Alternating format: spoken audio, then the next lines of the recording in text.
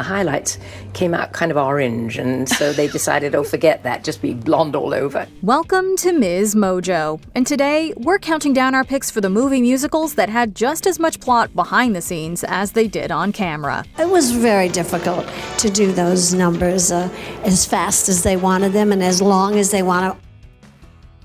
Number 10, Mamma Mia. You may have heard the stories that the Greek Cypriot spirit Ouzo was basically part of the Mamma Mia cast, and a pretty hard-working one at that. The rumors supposedly started with producer Gary Getzman, who said that being liquored up helped create the relaxed, fun energy that comes across on screen. I think the freedom and liberation you're feeling in these actors is really their Ouzo ration every day. You know, it kind of loosens it up a little for them, and, breakfast, a couple shots, just get them going in the morning. There's even plenty of behind-the-scenes footage that seems to back it up. However, Christine Baranski told a different version, saying it wasn't a daily ritual but a one-off that left everyone with pounding heads the next day. None of us knew it, but this thing that we were drinking as though it was just really good tequila and gives you this hangover after the next day. If you have even a little bit of water, it reactivates the effect of this drink. Hey, maybe that's why there was such a huge gap between movies. We're kidding, of course, but if a party atmosphere was the goal, they absolutely delivered.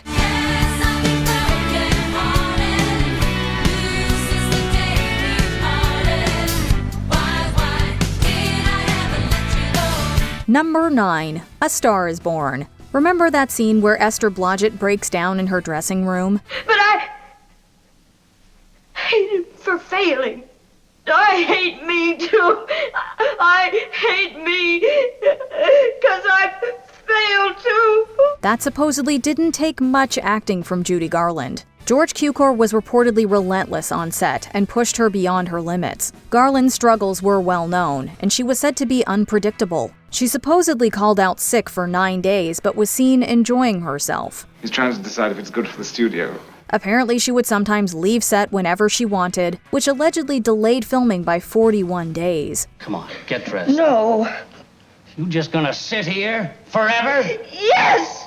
Tonight and tomorrow night and for as long as I like. She took a 2-week break to get some help and also discovered she was pregnant during shooting. Also, Cukor had reportedly wanted Marlon Brando for the role, but he suggested James Mason instead, which wasn't exactly meant as a compliment. Number 8, Cabaret. Bob Fosse was notoriously demanding on set. He's a wonderful director. He knows exactly what he wants, and he helps you arrive at it. The studio reportedly turned him down as MC, but he ignored their warnings about the smoke budget and even tore up the telegram in front of the cast. He's also said to have whispered things to Marisa Berenson right before a take to make sure she looked flushed and embarrassed. Oh, yes. Oh, no. Boomson. Oh. Liza Minnelli, who had been turned down for Sally before, reportedly got some ideas from her dad, director Vincent Minnelli, showing her photos of stars like Louise Brooks. And there's this great story that when Joel Grey and Minnelli rehearsed Money, Grey's jacket had clearly been worn by a lot of people and hadn't seen soap in ages. Money, money, money, money, Martha, that clinking, clanking, clunking sound is all that makes the world go round. It makes the world go round. Number 7, Evita. Evita started as a concept album in 1976, which caught director Alan Parker's attention. He approached Tim Rice and Andrew Lloyd Webber about turning it into a movie. Yep, a movie. I get out here when it's hottest. Stand back, you ought to know what you're gonna get in me. Just a little touch of star quality. The stage show didn't debut until 1978. Since then, writers, directors, studios, and actors came rolling in and out of production until it eventually fell back into Parker's hands in 1994, who acted as both writer and director. Apparently, it was Madonna who was desperately seeking to play Eva Perón. So I sent him the video and a 10-page letter listing all the reasons why I was the only person who could play the part. Not everyone thought her pop sound would work, but she got the role and worked with a vocal coach. The movie divided fans and sparked protests in Argentina over Perrón's legacy. Don't cry for me, Argentina. Number 6. Mary Poppins. This set had so many stories, it feels like we could pull them straight out of Mary Poppins' bag. We better keep an eye on this one. She's tricky. She's wonderful. A lot of the special effects were reportedly even a surprise to the kids playing Michael and Jane, with Walt Disney insisting they experience real magic both on and off set. One person who wasn't so charmed was author P.L. Travers. She was apparently moved to tears by the movie, but not happy ones. It's all right, Mrs. Travers. Mr. Banks. Going to be all right, I promise. It's just...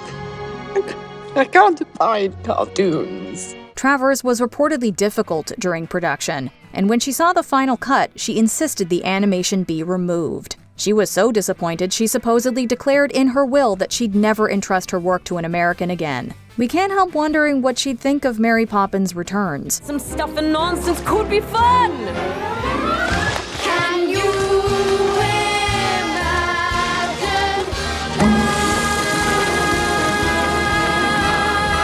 Number 5. The Sound of Music. Where do we even begin? Let's start at the very beginning. A very good place to start.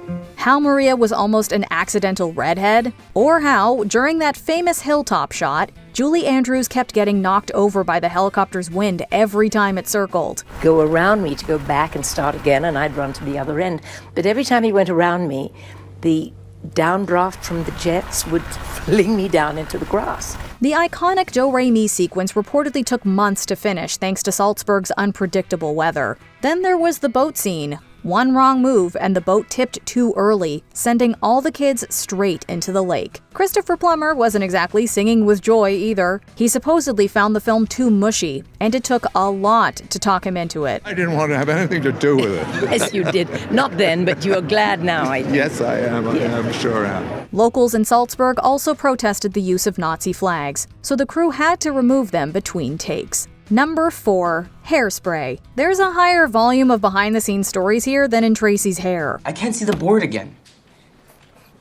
Tracy Turnblad, if I have to write you up for inappropriate hair height one more time, you will be removed to detention. Nikki Blonsky and Zac Efron reportedly had off-screen chemistry. The cast hosted weekly themed dinner parties, and John Travolta had to power through scenes to avoid overheating in his suit. Brittany Snow thought she'd blown her audition, but a psychic supposedly told her the role was basically hers, which led to a second chance. Reeling him back in is the easiest thing in the world. Remember, I control his career. The studio pushed for Amanda Bynes, but wasn't sold on Zac Efron, and reportedly told director Adam Shankman that if he wanted Efron, he'd have to hire Bynes. And the almost cast list is insane. Billy Crystal or Jim Broadbent as Wilbur, Hugh Jackman or Joey McIntyre as Corny Collins, Hayden Panettiere as Amber, and Aretha Franklin as Motormouth Maybelle.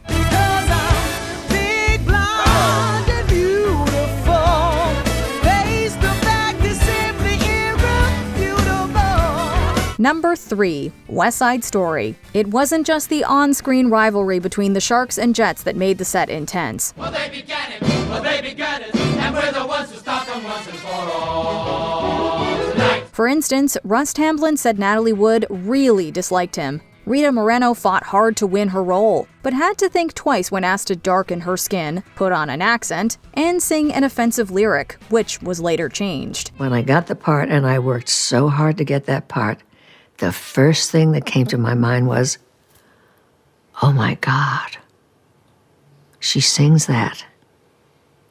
I can't do that. Apparently, Jerome Robbins created multiple choreographies for each number and made the cast learn them all before deciding which to use. Everyone knows Marni Nixon dubbed Natalie Wood, but Wood actually recorded most of her songs herself. I feel pretty, oh so pretty.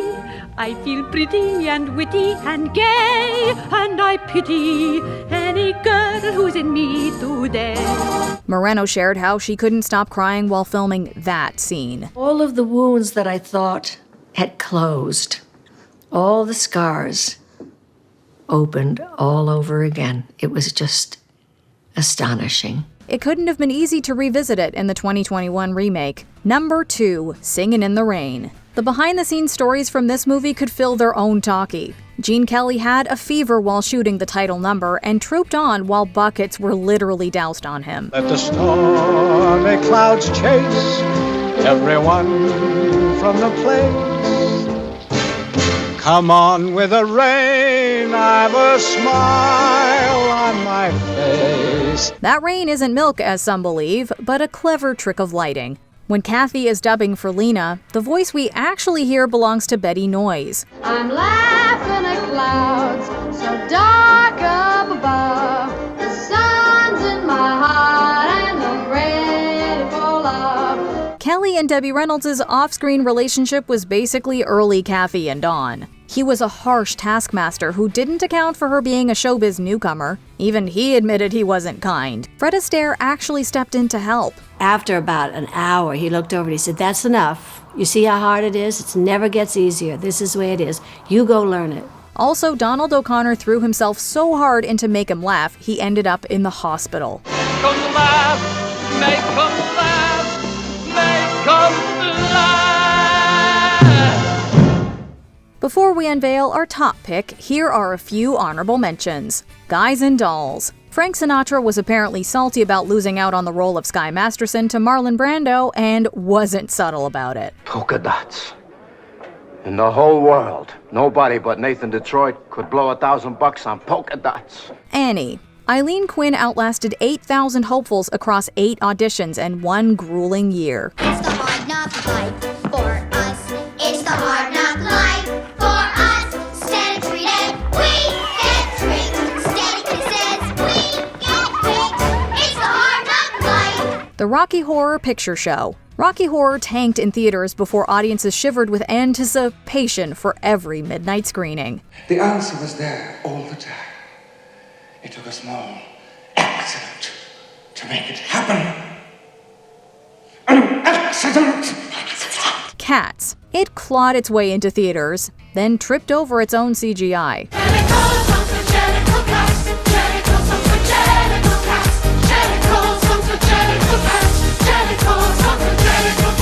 Grease. Olivia Newton-John had to be sewn into her skin-tight leather pants after the zipper gave up.